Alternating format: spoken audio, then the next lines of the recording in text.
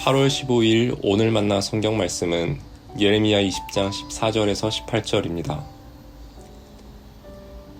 내가 태어난 날이 저주를 받았어야 했는데 어머니가 나를 낳은 날이 복된 날이 되지 말았어야 했는데 나의 아버지에게 아들입니다 아들 하고 소식을 전하여 아버지를 기쁘게 한 그 사람도 저주를 받았어야 했는데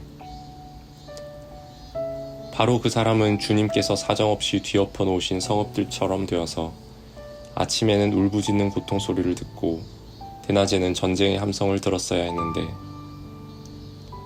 내가 모태에서 죽어 어머니가 나의 무덤이 되었어야 했는데 내가 영원히 모태 속에 있었어야 했는데 어찌하여 이 몸이 모태에서 나와서 이처럼 고난과 고통을 겪고 나의 생애를 마치는 날까지 이러한 수모를 받는가. 아멘. 오늘 만나로 만나주시는 하나님을 기대합니다. 성전의 총감독이자 제사장인 바술에게 고초를 겪고 쫓겨난 예레미야는 하나님 앞에 자신의 처지를 탄식합니다. 그는 주님께 속아서 주님이 나보다 강해서 예언자로 살게 되었는데 맡겨주신 하나님의 말씀 때문에 자신이 조롱거리가 되었다고 말합니다. 말할 때마다 폭력을 고발하고 파멸을 외쳐서 치욕과 모욕거리가 되었다고 말합니다. 그래서 이제는 주님을 말하지 않겠다. 다시는 주님의 이름으로 외치지 않겠다.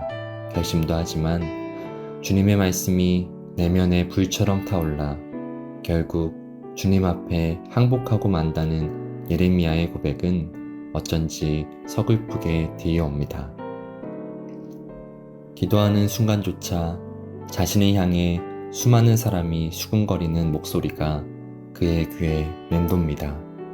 자신과 가깝게 지낸 이들조차 자신을 외면하고 복수할 기회를 노리는 모습이 눈을 감아도 보입니다. 그러나 갑자기 예레미야는 탄식을 멈추고 주님을 향한 믿음의 고백을 올려드리기 시작합니다. 주님이 나와 동행하시며 주님께서 원수를 갚아주실 것을 찬양하고 선포합니다. 그러나 그의 마음은 회복되지 않았습니다. 그는 자신의 생일까지 저주하는 지경에 이르렀습니다. 오늘 본문 말씀을 읽으며 그가 겪고 있는 절망과 고통이 얼마나 컸는지 잠시나마 느껴봅니다. 죄악과 불의에 민족의 어둠이 짙어지던 시절 하나님의 경고와 심판을 예언해야 했던 예언자 예레미야의 사명은 참으로 혹독했습니다. 말씀을 전하면 전할수록 민족의 배반자로 취급받았고 숱한 폭력과 살인의 위협 속에 경멸과 증오의 시선 속에 그는 살아야만 했습니다. 그러나 그가 자신의 사명을 끝까지 감당할 수 있었던 것은 오늘의 기도처럼 자신의 모든 마음을 주님께 올려드렸기 때문 아니었을까요? 예수님께서 겟세마네 동산에서 할 수만 있다면 이 고난의 잔을 내게서 거두어 달라고 기도하신 것처럼 말입니다. 그런데 하나님은 이와 같은 기도에도 응답이 없으십니다. 예레미야가 믿음을 고백해도 자신의 생일까지 저주해도 하나님은 어떠한 말씀도 없이 침묵하십니다. 그러나 그의 번민의 시간 속에 하나님의 응답은 침묵이 아니라 그를 품에 안고 함께 울고 계신 하나님의 눈물이었다고 저는 믿습니다. 그렇게 자신의 모든 마음과 존재를 끌어안으시는 하나님의 품 안에서 그는 다시 일어나 그분을 따릅니다. 내 뜻대로 되게 하지 마시고 아버지의 뜻대로 해달라는 주님의 기도처럼 말입니다. 하나님의 말씀은 그의 입만이 아니라 그의 삶으로 더욱 크게 울려 퍼집니다. 우리 높은 뜻 사람은 쉽고 편안한 삶을 추구하는 이가 아니라 어렵고 힘들더라도 하나님의 뜻을 결정하는 사람입니다. 예레미야는 하나님 앞에 절망할지언정 비겁하지 않았습니다. 타협하지 않았습니다. 도망가지 않았습니다. 하나님은 그의 절망 속에 찾아와 침묵이 아닌 눈물로 그를 일으켜 세우셨습니다. 그에게 맡겨진 하나님의 말씀은 그의 입과 삶을 통해 온전히 선포되었습니다. 오늘 우리에게도 맡겨진 하나님의 말씀이 있습니다.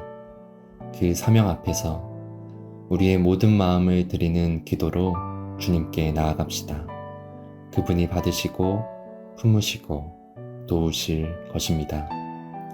처음 살아보는 오늘, 주님께서 선물해 주신 오늘, 나의 뜻 아닌 아버지의 뜻이, 그 높은 뜻이 우리 삶에 이루어지는 오늘 하루 되기를 간절히 축원드립니다. 기도하겠습니다. 나의 아버지, 이 몸을 당신께 바치오니 당신이 좋을 대로 하십시오. 저를 어떻게 하시든지 감사드릴 뿐입니다. 저는 무엇이나 준비되어 있고 무엇이나 받아들이겠습니다. 아버지의 뜻이 저와 모든 피조물에게서 이루어진다면 그 밖에 다른 것은 아무것도 바라지 않습니다. 내 영혼을 당신 손에 도로 드립니다. 하나님께 영혼을 바쳐옵니다. 이 마음의 사랑을 다하여 하나님께 영혼을 바쳐옵니다. 당신을 사랑하옵기에 이 몸을 드리는 것이 어쩔 수 없는 저의 사랑입니다. 남김없이 이 몸을 당신 손에 맡깁니다. 끝없이 당신을 믿습니다. 당신은 나의 아버지시기 때문입니다. 예수님의 이름으로 기도드립니다. 아멘. 이제 두 가지 제목으로 함께 기도하겠습니다. 첫째, 나의 가정, 학교, 직장, 나의 모든 삶의 자리와 내가 살아가는 시대 속에서 나에게 맡겨주신 하나님의 말씀을 온전히 증거하며 살게 하시고 절망 중에도 하나님의 뜻을 결정하는 높은 뜻 사람으로 살아가게 하옵소서. 둘째, 우리나라와 민족을 긍휼히 여겨주시고 분단의 역사 속에 남북의 통일이라는 새로운 역사가 쓰이게 하시고 하나님의 참 평화와 화해가 이루어지게 하옵소서. 이 제목으로 기도하신 후에 개인 기도 하시겠습니다.